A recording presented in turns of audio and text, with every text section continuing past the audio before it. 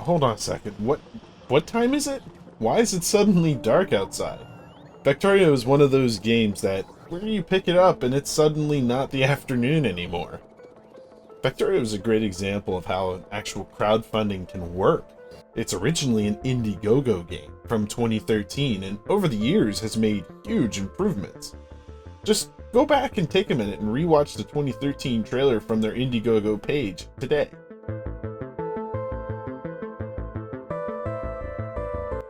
Pretty much everything back then was a placeholder and it has been replaced by high quality sprites. Factorio is a visually appealing game. Everything looks industrial and looks as if it was designed to specifically serve a purpose.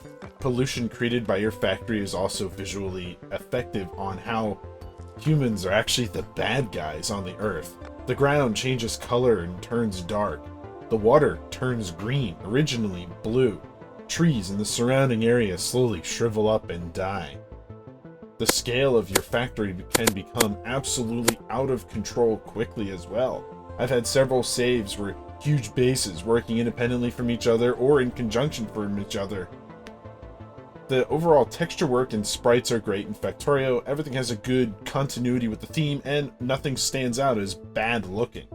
Factorio overall casts a dark shadow over a once well-lit landscape that was originally visually appealing and still is, just in another way.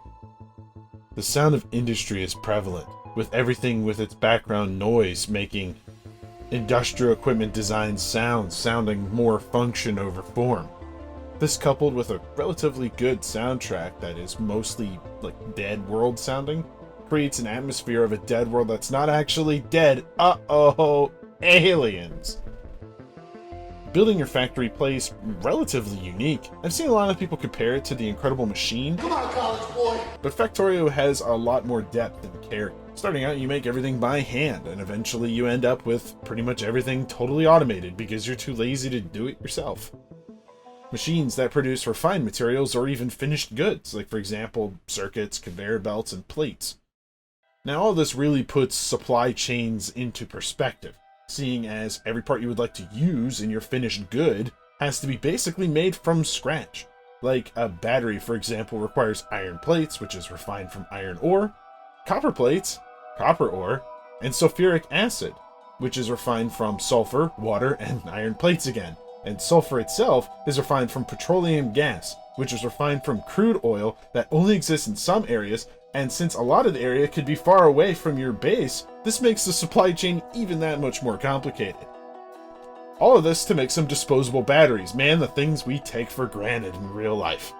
It also shines a huge spotlight on how easy it is to make mistakes in these supply chains. One of these parts gets held up and the entire production line halts. Now, this makes it all more fulfilling once you are finished, and it all just works TM. Solid parts are mostly transported by conveyor belts and liquid by pipe. Over extreme distances, you can use trains. These are high-speed delivery over long distances, the trains with the cars on the back of them. Trains are their own monster, though. Railway signals and multiple trains on the same line. Remember, it all has to run in tandem with all this other stuff that you have running, so that way your factory doesn't lose time. Later in the game, you get access to flying robots that can transport non-liquids over air, Amazon Prime Air style, and they have built-in batteries that expire quickly and require to go back to a roboport to recharge, making them not so great for long distances, mostly effective for short to medium distances. Since your factory runs on electricity, previously mentioned, it has to be made somehow. Everything in Factorio is made from scratch. Oddly enough, there's not a whole lot to choose from in Factorio. It's basically solar, which, realistically speaking, doesn't make a big dent, steam from burning coal, and nuclear, which is clean and produces huge amounts of power, but comes pretty late in the tech tree. You would think there'd be more options, but basically you run steam generators until you unlock the nuclear, and then that's it. The progression is handled by the previously mentioned tech tree, linear progression of upgrades as you would upgrade, but some you would not expect come out of nowhere, like arty wagons, which is really cool. Now back to that pollution previously mentioned. It's not just a neat cosmetic effect on the atmosphere, it becomes uncontrollable in its spread as your factory expands, and uh-oh, Aliens Part 2. From time to time, the locals would become restless and attack you. Now see, they evolve and become more dangerous from your emissions, so essentially this means that they become stronger as you expand your factory. This makes the survival and difficulty of survival run nearly parallel to your factory's progression. When the aliens do attack your factory, you have defenses. Call an ambulance! Call an ambulance! But not for me! Boom, boom.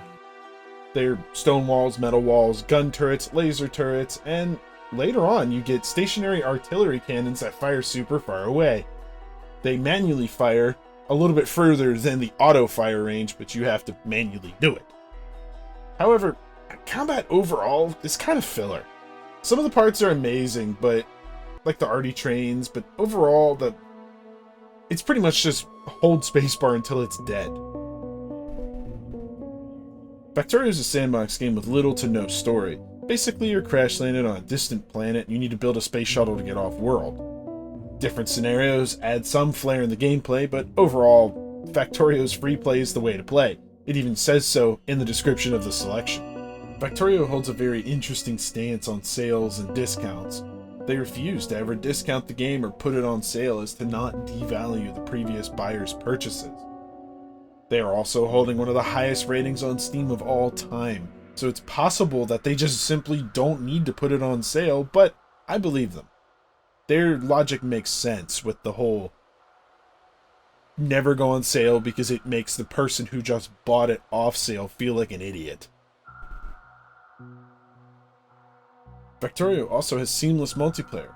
You can just have the main player host it and basically anybody could join their single player game on an online network, or you can run it all through a headless dedicated server that basically uses no resources and relatively is easy to set up. There's also very good documentation on how to make it all work as well if you've never done this before. Personally, I used a jail on TrueNAS on my storage server over the network. It worked perfectly great on a 8-year-old CPU that was not even more than a quad core, so it doesn't seem to have very high requirements. You could probably use whatever thing you have laying around. Now, one of the last reasons to buy Factorio is its seamless modding support. Tons of people have been making content or filling the gaps in the content in the game. It even checks for you when you join or load a server, and it'll sync your mods with their built-in manager that not only installs and uninstalls mods, but it will also keep them up to date with their centralized repository.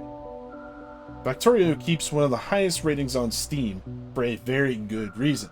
It's easy to pick up and play, and basically anybody can be precise and perfect with their layouts and their designs and their buses and their just clean, perfect setups.